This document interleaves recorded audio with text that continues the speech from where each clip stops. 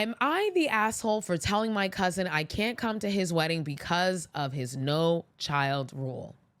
My cousin is getting married at the end of August in California at a vineyard. No one in the family is in California, so to go, I need to get a hotel. Me, my mom, and brother found an Airbnb that's relatively close. Also, I should mention my husband is posted abroad and won't be coming.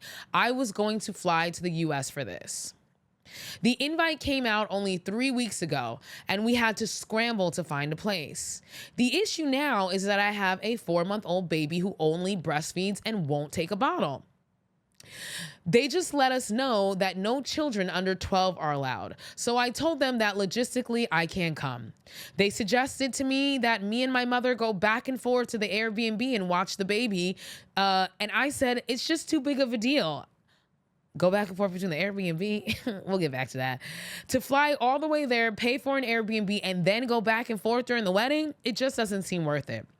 It's a lot of effort to do all of that stuff by myself with a small baby. The Airbnb and plane are still refundable at this point. My cousin is mad that I'm canceling as they paid per head and can't reduce the amount at this point. I said they can try and find someone else to invite. I said it's his fault that they didn't write the child rule on the invitation. I agree. He said I should not be stingy and get a babysitter. I don't know anyone in that area of California, and honestly, paying for a babysitter on top of an Airbnb and on top of a flight is ridiculous to me.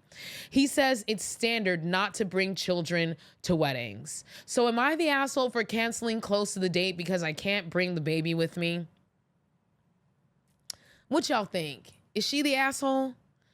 Is she the asshole? First and foremost, I'm gonna say she's not the asshole. First, she's not the asshole because y'all sent out invites 3 weeks beforehand.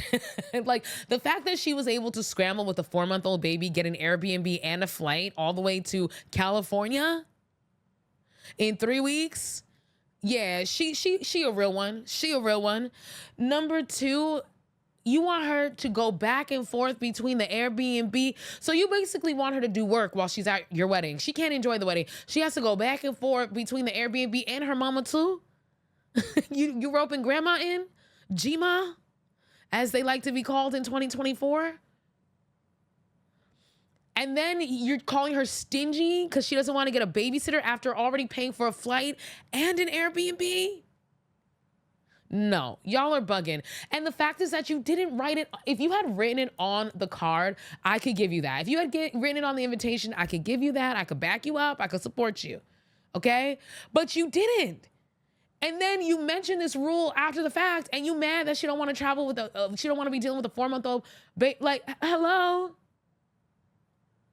The fact that she was willing to bring her 4-month-old baby on a plane across the world to your wedding in and of itself and pay for an Airbnb, y'all have some damn nerve. Y'all have some damn nerve. And there was a second update on this, by the way. Guess what? Over 30 guests, there was an update on this. Over 30 guests canceled because of their no child policy. 30 guests. 30 guests. Of course. Y'all screwed up. You guys did things last minute. You didn't do it properly. You didn't give people a heads up. Of course, people have children, y'all. They can't just leave them motherfuckers alone, especially if your rule is any child under 12. Those are the ones that need watching. Have you been a child? Do you remember what it was like? Although when I was a child, I was being left at home at like 6. Elder millennial gang. And then there was a second update, y'all. Listen to this second update. Now kids are allowed to the wedding and they've created a play area for the kids. Of course. Because you guys had some really poor planning. And she talked about how it was kind of a shotgun wedding because the girl was pregnant. So but hey, you gotta accept what you gotta accept when you're doing one of those types of weddings, okay?